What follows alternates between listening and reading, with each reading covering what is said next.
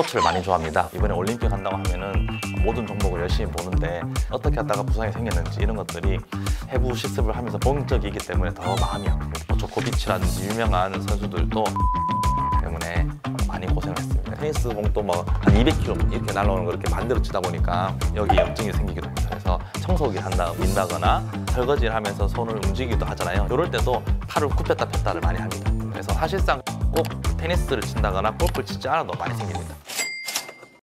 네, 안녕하세요.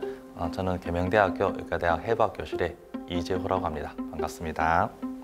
해부학이 어렵고 좀 무서운 그런 과목이라고 많이 생각하기 때문에 이에 대해서 어떻게 하면 좀 재미있게 설명을 할까, 여러 가지 인문 과목이라든지 스포츠 이런 쪽이랑 서로 융합하는 쪽으로 연구를 많이 하고 있습니다.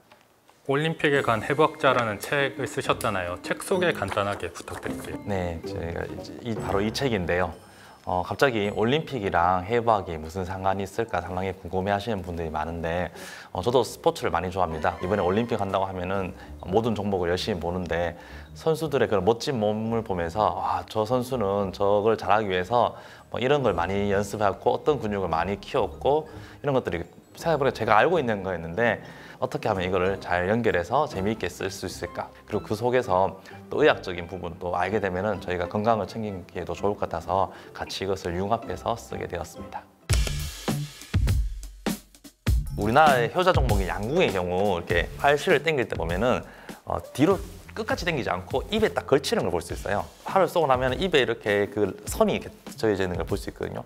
근데 왜 입에 걸치냐? 단순히 고정을 한다고 생각하는데, 그러면 고정을 하기 위해서는 어깨도 걸칠 수도 있고 다른 부위도 있는데, 여기 보면 턱에 요 라인에 딱 붙이거든요. 요 라인에 붙이는 이유는 바로 턱 끝에서 신경이 하나가 나옵니다. 감각신경인데요. 요 신경 부위에 저희가 생각보다 민감해요. 그래서 밥을 먹다가 한 번씩 음식을 이렇게 입주에 흘리고 있으면 붙어 있는 게 느껴지시잖아요. 그렇듯이 항상 이제 선수들이 자기만의 그 위치에 딱 그 팔씨를 당기기 때문에 고정하는 점이 있습니다. 그게 조금만 달라져도 바람에 따라서 많이 이렇게 바뀌기 때문에 항상 선수들이 자기만의 그 위치에 정확하게 팔씨를 딱 고정을 하고요. 그 다음에 팔을 쏘기 때문에 위치점을 잘 보시면서 저 선수는 팔씨를 여기 거는구나, 이렇게 하면 좀 더 재미있는 모습을 볼 수 있고. 약간 0점 조절하는 거랑 비슷한. 네, 맞습니다. 제가 몇 년 전에 로마에 학회에 갔는데 100년이 된 커피숍이 있더라고요. 거기서 어떤 선수를 만났습니다.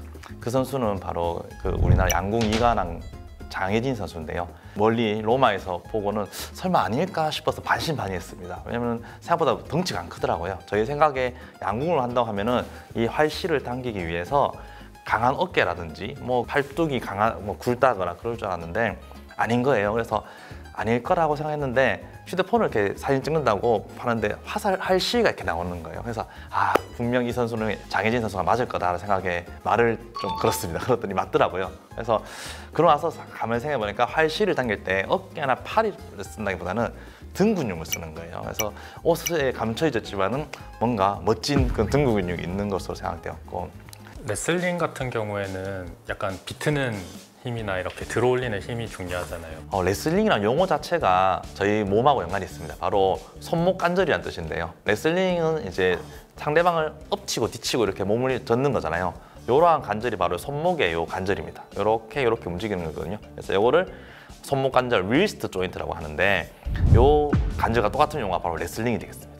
또 만두기라고 하잖아요. 평소에 이렇게 몸을 이렇게 뒤치다 보면 바닥에 쓸립니다. 주로 이제 기가 쓸리다 보니까 기 안에 혈관이 터져서 만두기가 되는 거예요. 여기 안에 혈관이 꽉 차 있다 보니까 모양이 도돌도돌해져서 저희가 만두기라고 하는데, 의학 명언으로는 이게 혈종이라고 하고 있습니다. 연습을 많이 하는 만큼 이게 많이 쓸렸기 때문에 이게 더 많이 부푼 선수들이 더 잘하지 않을까라고 생각하고요. 그 레슬링 중계 보시면은 아주 재미있는 유행어가 하나 있습니다. 빠테로라고 하는 게 있는데요. 정확한 발음은 파테라거든요. 그 테라라는 게 맥주 이름처럼 땅이라는 뜻이거든요. 그래서 땅에 붙어 있는 모습입니다. 땅에 붙어 있는 선수를 반대로 뒤지는 거기 때문에 순간적으로 배에 복근을 많이 써야 되거든요. 힘을 써서 상대를 이제 이렇게 엎치는, 손목을 엎치듯이 엎치면은 점수를 많이 따냅니다. 그럼 다이빙 같은 경우는 어떤 특이한 포인트가 있을까요? 어떻게 다이빙 선수들이 입수할 때 손을 어떻게 해서 들어가는지 한번 생각해 보신 적이 있나요? 손을 모아서 들어가나요? 예, 보통 다들 이렇게 손을 모아서 이렇게 쏙 들어가야지 더 좋을 것 같은데 이렇게 들어가면은 문제가 더 생긴다고 합니다.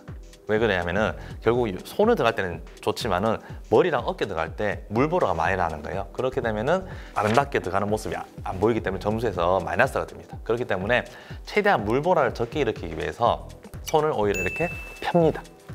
이렇게 펴서 어깨 넓이와 비슷한, 어떻게 보면 유선형과 비슷한 형태를 해야지 이 손으로 인해서 적당한 물보라가 생기고 자연스럽게 머리와 목이 들어가게 되는 겁니다. 지금 이렇게 쭉 하면 상당히 시원하시죠?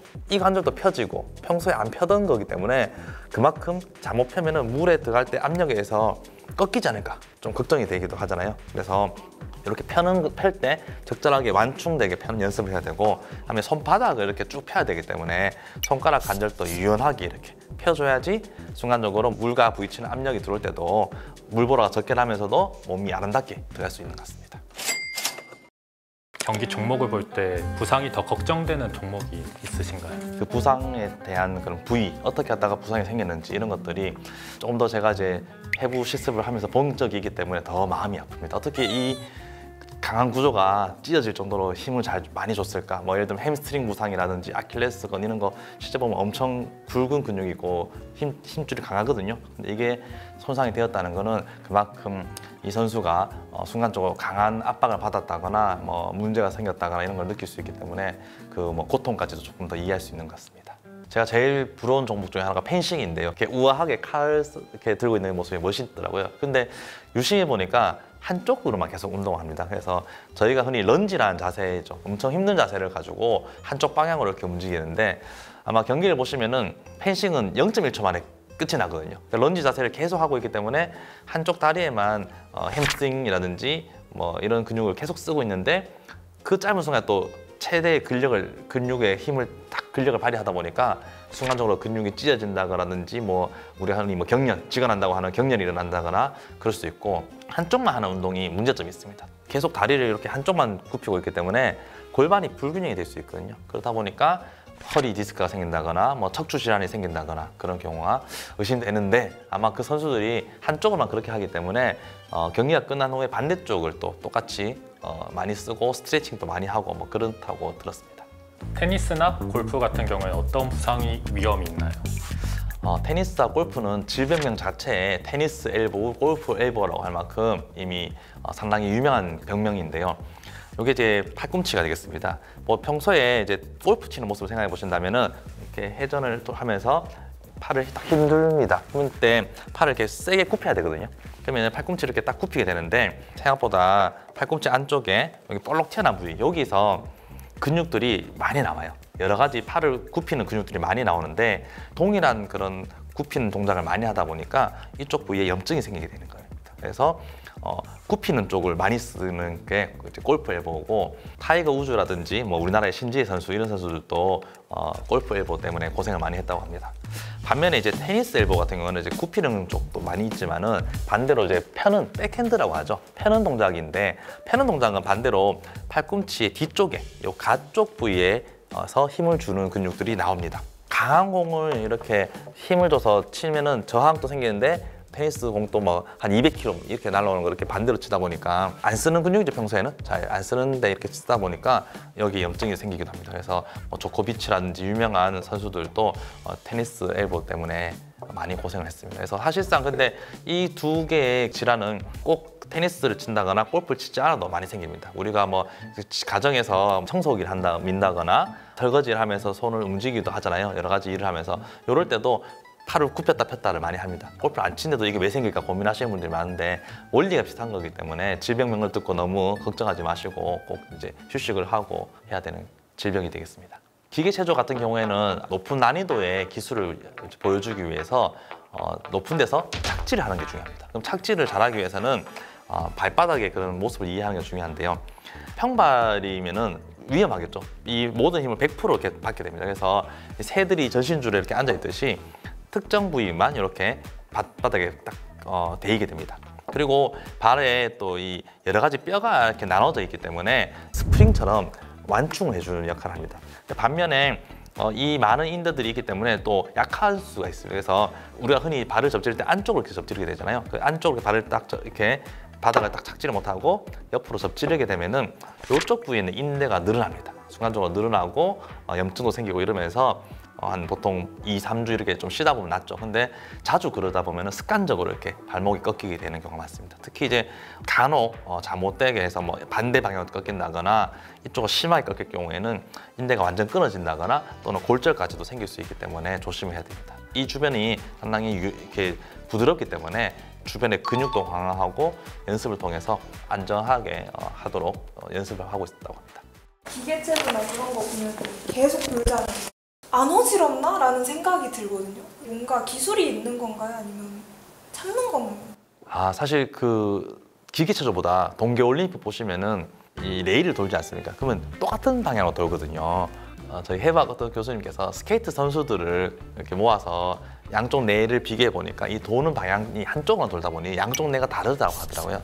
특히 손의 크기가 양쪽이 다르다고 합니다. 보통 어릴 때부터 뭐 20년 이렇게 30년 이렇게 하다 보면은 단련이 돼서 못 느끼고 있었지만 실제로 영상을 찍어 보니 사이즈가 달라져 있는 거나 이렇게 어떻게 보면 적응을 했는 거죠. 그렇다고 뭐 큰 문제가 생기는 건 아직 없는 것으로 보입니다.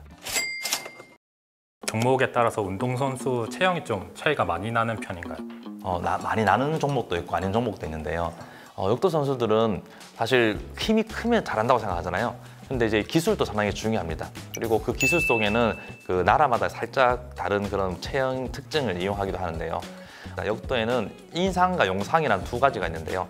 인상은 제가 우스갯소리를 이제 인상을 쓰면서 한 번에 뜨는 딱 종목이 되고요. 용상은 한 번 이제 목에 걸친 후에 다시 두 번째 타임에 위로 올리는 종목이거든요.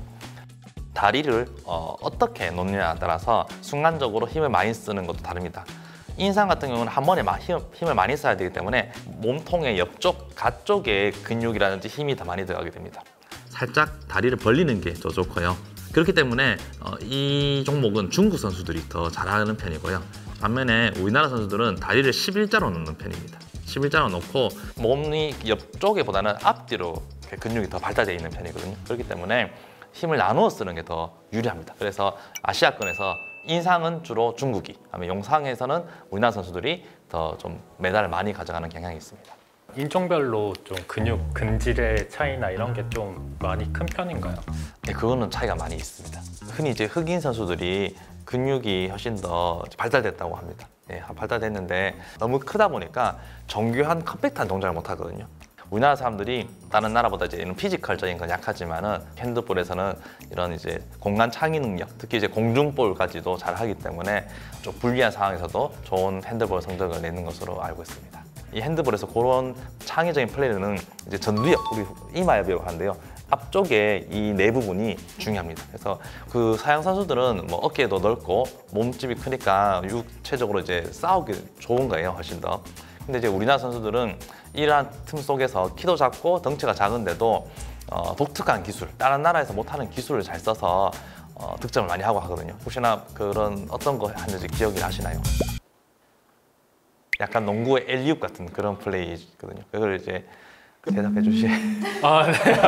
엘리웁이요? 엘리웁 같은 플레이를 혹시 그 핸드볼에서 뭐라고 하시는지 아시나요? 잘 모르겠습니다. 네, 그 플라이슛이라고 하는데요. 패스를 중간에 던져주면은 선수가 점프한 상태에서 공을 잡아서 넣는 거거든요. 빈 공간을 창의적으로 들어가야 되고 그 틈을 또 선수들이 보고 있다가 잘 줘야 됩니다. 그래서 아마 다른 나라에서는 할 생각도 못 하고 우리나라 선수들만 주로 쓰는 그 기술인데 외국에서 상당히 놀라워하거든요. 단순히 피지컬로는 보통 이제 아프리카 쪽이 좋다고 합니다. 하는데 이제 이런 스포츠는 타고난 피지컬적으로 근육이 좋은 거와 그만큼 중요한 게 각자 이제 종목의 특징이기 때문에 우리나라의 그런 핸드볼과 같이 자기가 원하는 종목에 맞춰서 계속 더 발달시키는 게 중요하거든요. 금메달의 수가 전 세계적으로 다양하게 나오듯이 인종에 상관없이 나오듯이 그게 또 스포츠의 또 매력이 아닐까 생각됩니다. 선수들이 부상 없이 연습했는 것만큼 모습을 보여주기를 다들 좀 응원해 주시면 좋겠고 예전에 이제 우리나라 양궁 선수 중에서 그 김순영 선수라고 금메달 4개를 따고 현재까지 가장 많은 금메달을 딴 그 선수한테 옛날 어떤 기자가 물었거든요. 이제 하사를 쌌는데 9점이나 8점이 나오거나 하면 마음이 다음에 쏠 때 흔들리지 않냐라고 하니까 시위가 떠난 하사에는 더 이상 미련을 두지 않는다고 합니다. 성적에만 저희가 미련을 갖고 관심을 가지지 말고 선수들이 여기까지 오기까지 연습했는 그런 또 땀과 노력 그리고 그런 스포츠 정신을 꼭 기억해 주셨으면 좋겠습니다.